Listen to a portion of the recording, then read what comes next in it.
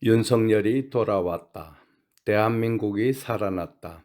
하마터면 대한민국이 중국 공산당의 위성국으로 전락할 뻔한 절체절명의 위기에서 하늘의 보살핌으로 살아날 수 있었습니다. 자칫 뚱뚱보가 통치하는 붉은 악마의 소굴로 온 국민이 빠져들 뻔했습니다.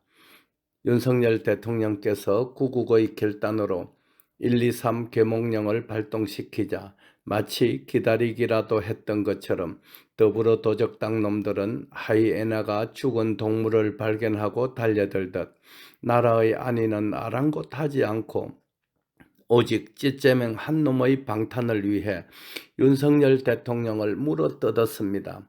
윤석열 대통령이 무슨 권력을 더 차지하려고 비상계엄을 선포했겠습니까? 윤석열 대통령이 무슨 부귀영화를 누리려고 내란을 일으켰겠습니까? 윤석열 대통령은 오직 대한민국을 지키고 대한민국 국민들의 안전을 도모하기 위하여 자신을 희생하신 것을 우리 국민들은 잘 알고 있습니다. 윤석열 대통령은 대한민국의 미래를 위해 결단을 내렸던 것입니다.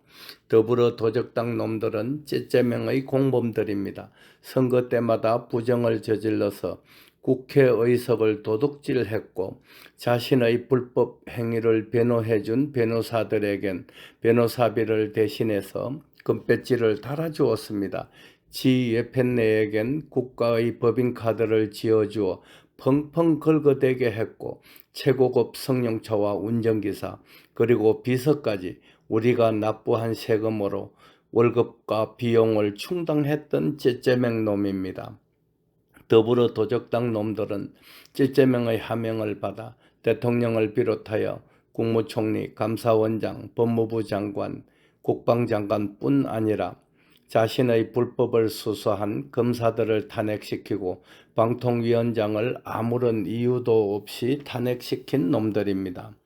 감사원장의 탄핵 사유는 문재앙 정부 시절 사드 관련 정보를 중국에 통째로 넘겨준 놈을 감사했다는 괘씸죄를 적용했고 법무부 장관은 국회에서 찌째명을 째려보았다는 것이 탄핵 사유였습니다.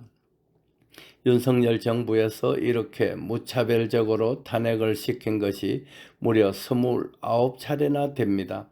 더불어 도적당 놈들은 째째명의 눈밖에 난 정부기관의 예산도 사정없이 삭감했습니다. 검찰 그리고 방통위, 대통령실 예산까지 깎아버렸고 저놈들 입맛에 드는 꼼수처 예산은 대폭으로 인상시켜 주었습니다. 지난 3월 말 영남 지역 산불도 미리 대비를 했더라면 피해를 줄일 수 있었을 터였지만 국가의 예비비를 싹둑 잘라버린 놈들이 도대체 누구였습니까? 정부의 국장급 간부인 싱하이밍 주한 중국 대사에겐 대가리를 조아리고 일국의 대통령은 인간 취급도 하지 않는 째째맹 놈입니다. 그뿐입니까? 근래에는 당연히 출석해야 하는 법원의 정인 출석을 거부했고 법관들을 돈으로 구워 삶아 무죄를 받는 것점은 찌째명에겐 일상사가 되었습니다. 대장동, 위례신도시, 백현동, 성남FC, 위정교사, 정자동, 변호사비 대납, 쌍방울 대북 송금 등등 이루 헤아릴 수도 없는 범죄를 저질렀던 찌째맹 놈입니다. 당군 이래 가장 많은 범죄를 저지른 정치인인데 이놈은 그러고도 반성할 줄 모르는 천하의 악질 사기꾼입니다. 이제 윤석열 대통령이 돌아왔습니다. 대한민국이 살아났습니다. 윤석열 대통령님, 중국 공산당의 지령을 받아 움직이는 더불어 도적당은 해산시켜야 합니다. 중국 공산당이 마음대로 조작하는 중앙선거조작위원회는 행정안전부 소속으로 두도록 바꿔서 선거 조작이 원천적으로 불가능하도록 만들어야 합니다. 나라를 망치는 우리밥연구회와 국제인권밥연구회에 몸담았던 새빨간 판세놈들은 법원에서 추방시켜야 정의가 회복될 수 있습니다. 윤석열 대통령님의 귀환을 온 국민과 함께 축하드립니다.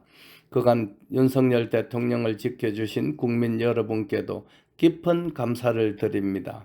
달대열의 세상만사. 구독과 좋아요를 눌러주시면 황금소는 큰 힘을 얻습니다.